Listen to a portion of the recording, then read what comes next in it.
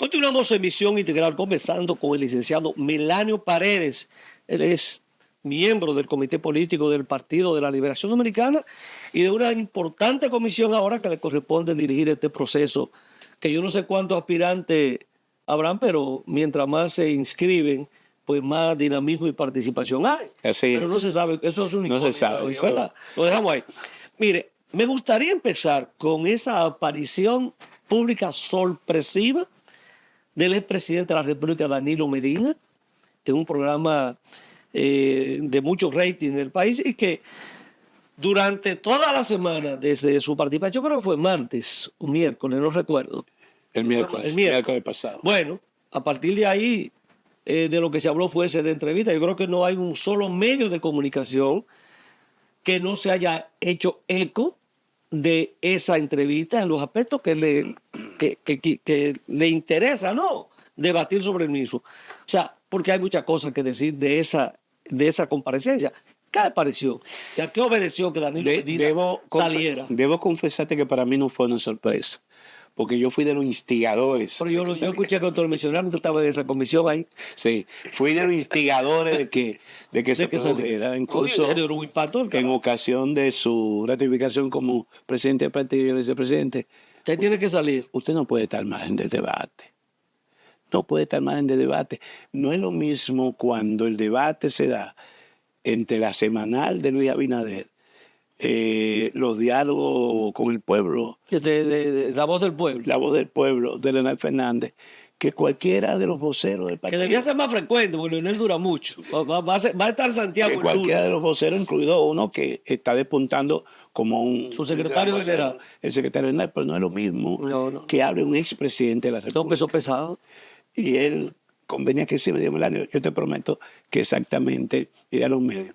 Y estuve acompañándolo en Asua y en los recorridos que se están haciendo, porque también debo decirte que aparte de este proceso de inscripción y apertura de aspiraciones a la candidatura presidencial, también hay un recorrido que se hará paralela y simultáneamente con este proceso, que son los recorridos del secretario general y del presidente del partido. Un poco dinamizando, informando los planes que tenemos en términos organizativos, en términos financieros y en términos de la vocería política para poder entrar en contacto, en comunicación con la población. Entonces, en ASUA, él me confió antes de la asamblea, nos paramos en una casa, la parada técnica, me dice, Melanio, el miércoles voy para Sol de la Mañana. Digo, muy bien, le acompañaré. Y por eso estuve presente.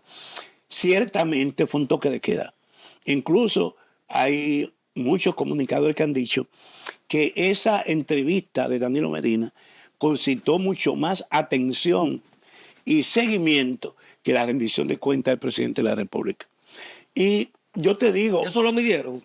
Sí, está medido. Y lo han dicho comunicadores independientes, incluso no, por eso no nos lo usan los periodistas decirlo, pero lo han dicho comunicadores independientes que han hecho medición. Y vieron el rating que tuvo la entrevista en vivo y la cola que ha dejado.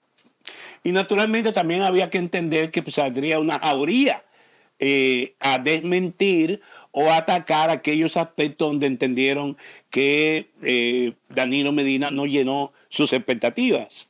Entonces yo lo que él entiende y otra gente entiende lo que sostengo al medir el impacto, al leer comentarios, ver lo que se ha suscitado después de la entrevista, que era justo y necesario. Ya era justo y necesario. Porque incluso ha salido a hablar de temas que ninguno de nosotros podíamos hablar mejor que él. Todo el tema de encauzamiento de parte de su familia, su reacción, su valoración, aunque nosotros hemos referido en miles de ocasiones a esto, era bueno que él lo hiciera porque él era el presidente de la República. Y es un tema que toda la campaña de descrédito o lo que se ha señalado como lawfare en toda la región de América Latina se centró en Danilo Medina, que todos o una gran parte de la ciudadanía entienden que hizo excelentes gestiones de gobierno. Salió con niveles de aprobación. Incluso la primera gestión le valió ser reelecto con un 62%.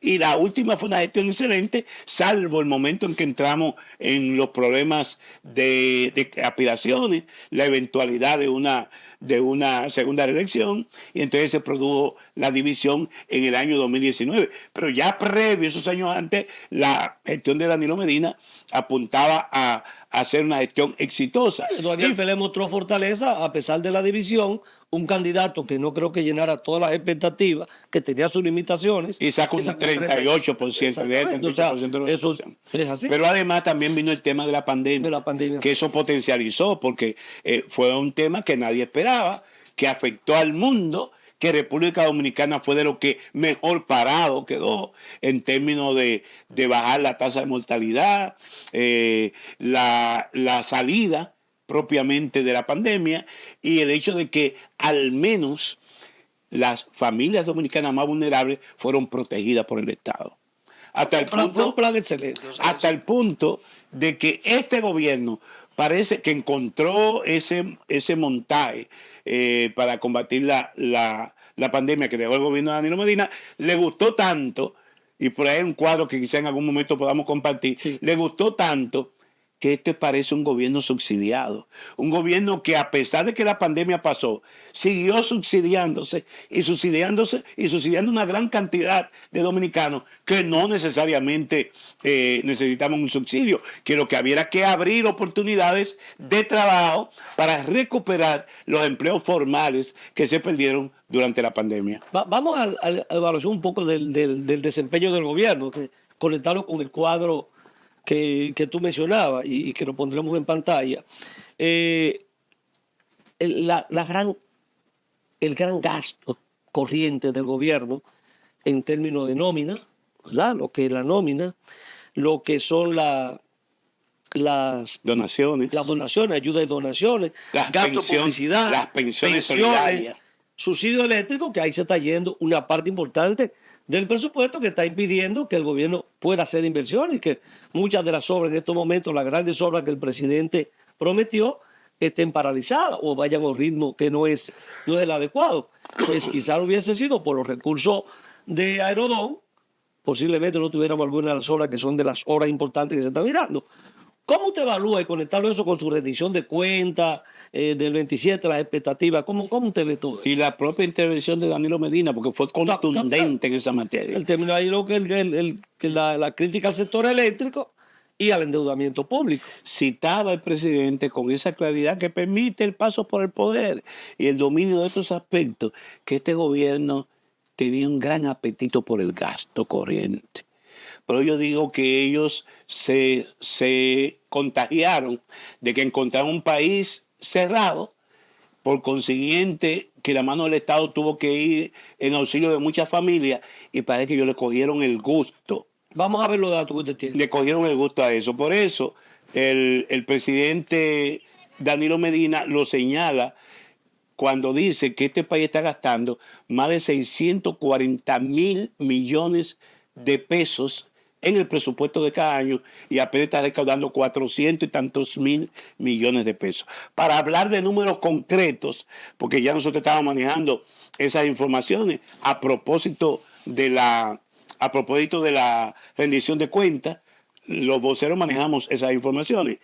Fíjate, una comparación del 2019 antes del cierre por pandemia con el 2024.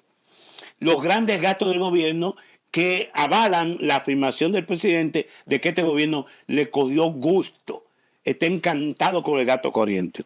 La nómina pública a diciembre del 2019 era 204,757 millones de pesos, y en producción seguro que nos ayudarán poniéndolo en pantalla, mientras la nómina pública al cerrar diciembre del 2024 es de 341,787 millones de pesos. Fíjate que ahí hay, Juan José, tú eres economista, ahí hay unos 137,000 millones más respecto al 2019. En el concepto ayudas y donaciones, y tiene que ver ahí con el tema de la pandemia y los programas sociales del gobierno que dejó Danilo Medina, 16.743 millones a diciembre del 19.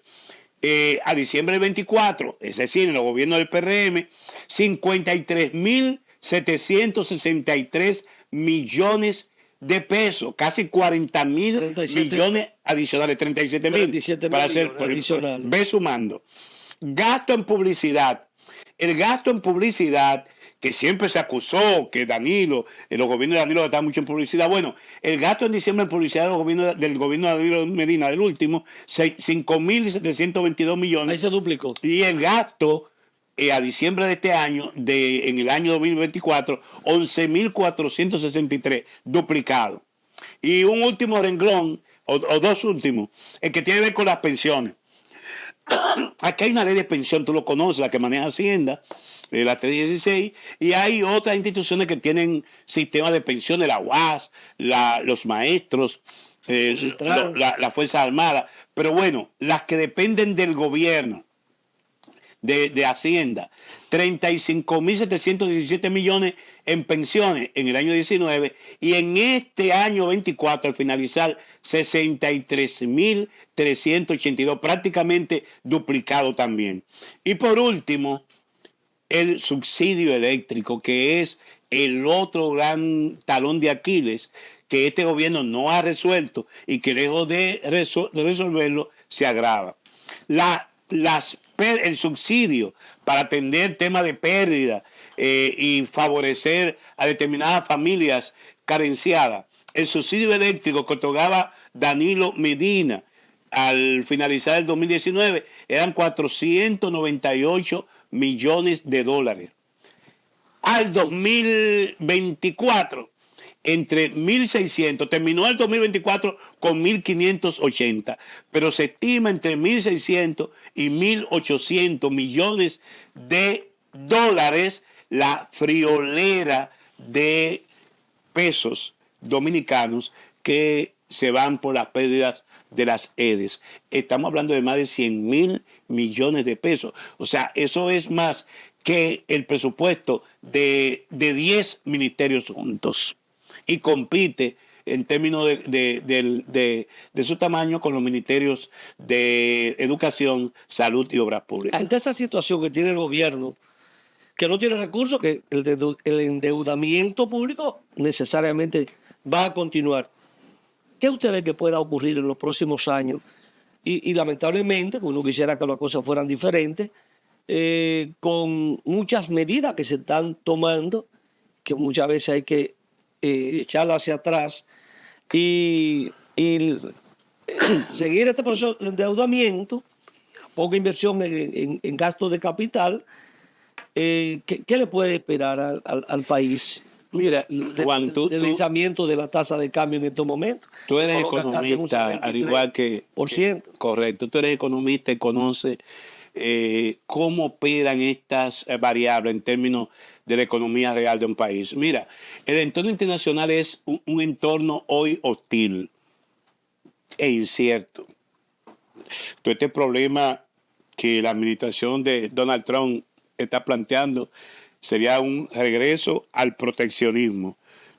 Y esto traería consecuencias funestas. Un mercado que se ha acostumbrado a la libre circulación de bienes, del capital, y que de alguna forma se ha sido exitoso, sobre todo la economía norteamericana, ha crecido en los últimos años y ha mantenido niveles decentes de inflación. Ya el solo anuncio de esos aranceles contra China, contra México y Canadá y eventualmente contra Europa ha desatado una ola inflacionaria en los Estados Unidos. Y tú recuerdas lo que decía nuestro maestro Bosch: cuando la economía norteamericana sufre de gripe, hay que esperar que el impacto en la economía en países pequeños como el nuestro sea de bronconeumonía en adelante.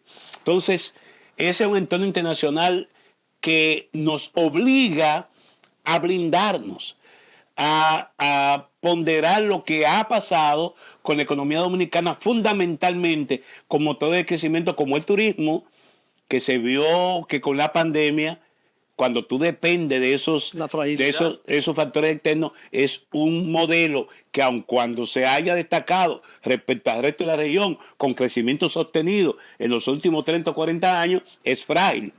Cuando tú dependes de las remesas, otro motor importante, conforme las que envían de Estados Unidos, en una economía en auge y que podía entrar en un estado recesivo con altos niveles de inflación, eso impactaría las remesas. Exportación. Y las exportaciones de zona franca, que es el otro motor de nuestra economía de servicio. Entonces, cuando tú ves que esos factores pueden ser golpeados por un entorno internacional de recesión económica, de desestabilización, de tirantez entre las grandes potencias, tú tendrías que brindarte, tú tendrías que hacer un vuelco y revisar, como decía el presidente Medina, planificándose con tiempo, ¿qué vamos a hacer nosotros con nuestro modelo?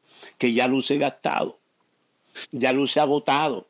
O sea, no podemos seguir con una presión tributaria de un 14%, con gobierno que tiene asignaciones fijas como la del Congreso, la de educación, la propia asignación a los partidos políticos, sin que tú puedas ver a futuro que no solo con combatir la ilusión y evasión fiscal puede arreglar tus cuentas. Eso condenaría a este gobierno a una situación de cero inversión, porque era inversión en infraestructura, era inversión en obras de capital, lo que te permite a ti, correcto. Y ese propio mecanismo, ese paraíso de endeudamiento del que ellos se han beneficiado en demasía, pudiera también comenzar a restringirse. De manera que lo que le espera a la economía dominicana para los próximos años, si nosotros no asumimos, si ese es el presidente que modificó la Constitución para enrostrar a los demás, el hecho de que ha sido el único que no intentó reelegirse con la posibilidad de hacerlo por más de un segundo periodo, no toma esa condición de estadista o de popularidad, entre comillas, para invertirla en hacer lo que hay que hacer en el país, aunque duela. Porque si él no hace eso y va a seguir en un concurso de popularidad, lo que le espera el país en los próximos años será difícil. Al término de esta semana, escuché al ministro Paliza decir que no hay en la frontera, ni se ha pensado en una reforma fiscal, que es fundamental para poder atender, entender y persuadir a los diferentes factores económicos de lo que nos viene encima. Miren, pues llegado al final, te terminó muy en alto, así que Sí. yo le agradezco, se nos quedan siempre cosas. Así Usted es. tendrá que volver por acá. Así es. No hablamos de un tema educativo. Ah, sí, siempre la pasión, ¿no? Sí. Pero ya será. Aunque hay habido un aliado de este canal, para no decir un dueño, que me dice, tú nada más hablas de educación, habla de otras cosas. Hablamos de todo lo que pueda concitar interés de la ciudadanía. Sí, así que muchísimas gracias, Milano. Ha sido un placer tenerte en Misión Integral la mañana de hoy. A ustedes, amables televidentes, nos reencontramos el próximo domingo, Dios mediante.